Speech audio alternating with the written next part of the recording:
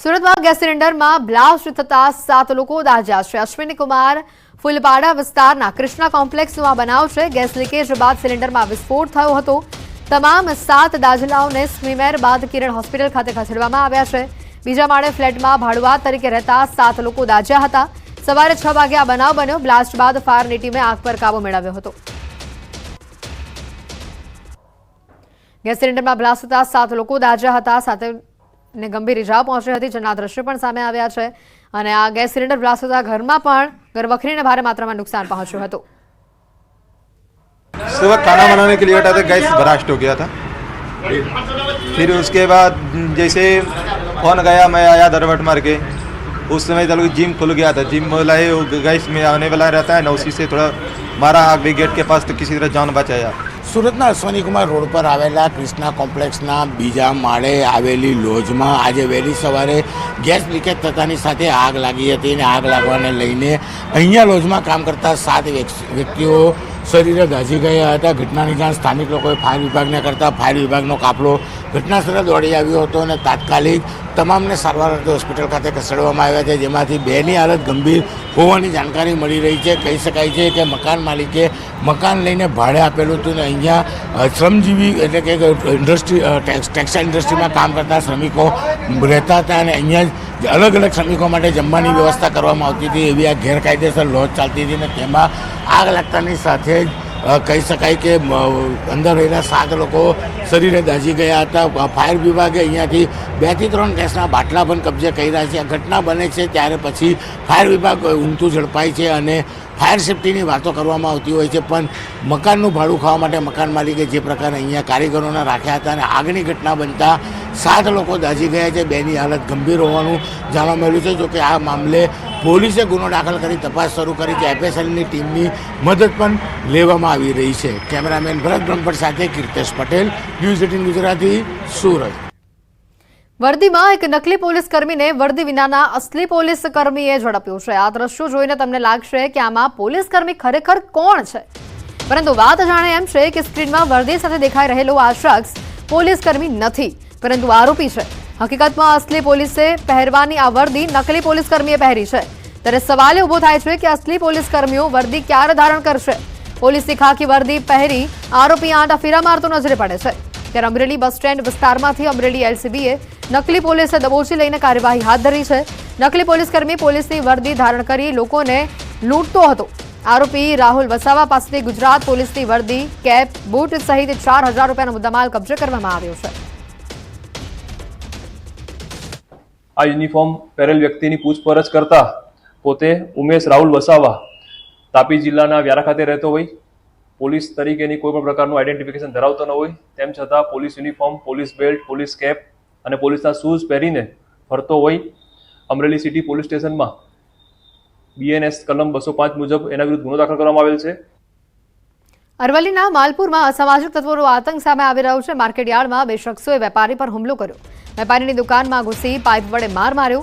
માલપુર પોલીસે હુમલાખોરો સામે ફરિયાદની તજવીજ હાથ ધરી છે।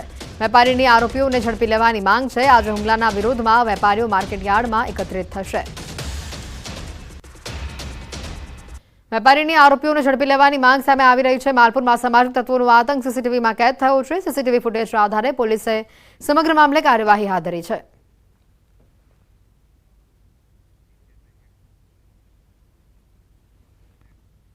દમણમાં એક સગીરે યુવકની હત્યા કરી। શાળામાં ભણતા સગીરે 27 વર્ષના યુવકને મોતને ઘાટ ઉતાર્યો। સગીરે તીક્ષ્ણ હથિયાર વડે યુવકની કરપીણ હત્યા કરી। દમણના આટિયાવાડ વિસ્તારની આ ઘટના છે। હત્યા પાછળનું કારણ હજી અકબંધ હોવાનું સામે આવી રહ્યું છે। દમણ પોલીસે સગીર આરોપીની ધરપકડ કરી છે। આ ઘટનાના પગલે દમણ પોલીસે વધુ તપાસ હાથ ધરી છે।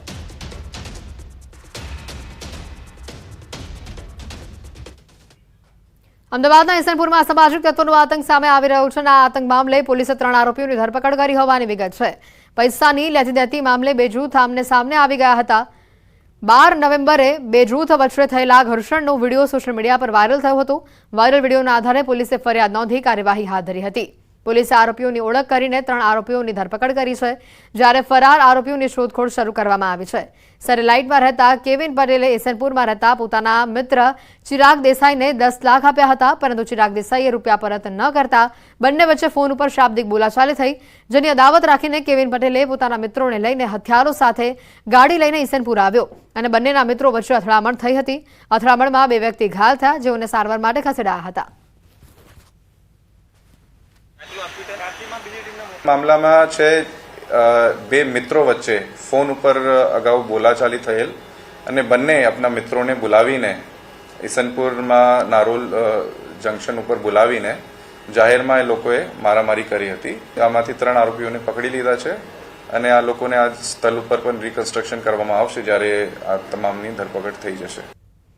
વડોદરામાં સફાઈ વેરો ન ભરતા લારી ગલ્લા ધારકો સામે પાલિકાએ કાર્યવાહી કરી છે.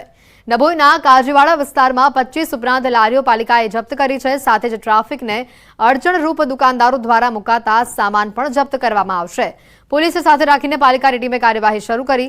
જો સફાઈ વેરો નહીં ભરો અને ગંદકી કરશો તો કડક કાર્યવાહી કરાશે. તો આ તરફ ટૂંક સમયમાં ગેરકાયદે દબાણો દૂર કરવાની ઝુંબેશ પણ શરૂ કરવામાં આવશે.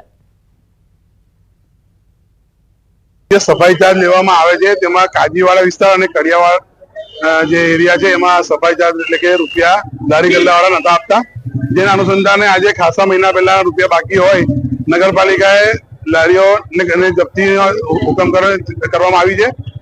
સાથે સાથે એ લોકોને સૂચના પણ આવી છે કે લારી ગલ્લા જે છોડાવવા આવો તો દંડ સહિત જે બાકી રકમ પડે તમારી સફાઈ ચાર્જ પેટે એ ભરી જવી ને આ કામગીરી અવિરત ચાલુ રહેશે.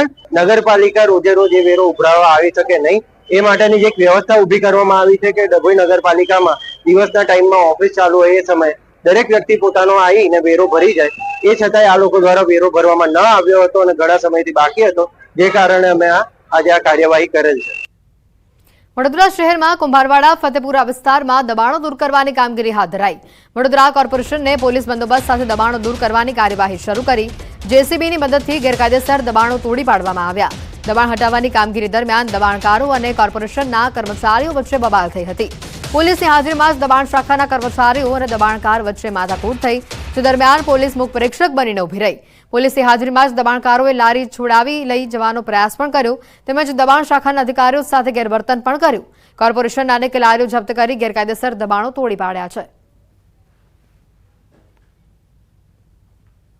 વડોદરા મહાનગરપાલિકા દ્વારા શહેરના સંવેદનશીલ વિસ્તારો છે ત્યાંથી ગેરકાયદેસર દબાણો છે તે દૂર કરવામાં આવી રહ્યા છે અને સીધા દ્રશ્યો તમે જોઈ રહ્યા છો કે જે મંગલેશ્વર ઝાપાથી સંગમ તરફ જવાનો જે રસ્તો છે એટલે કે ભાંડવાડા પોલીસ ચોકી છે એની આસપાસનો તમામ જે વિસ્તાર છે ત્યાંથી જે ગેરકાયદેસર દબાણો છે તે દૂર કરવામાં આવી રહ્યા છે.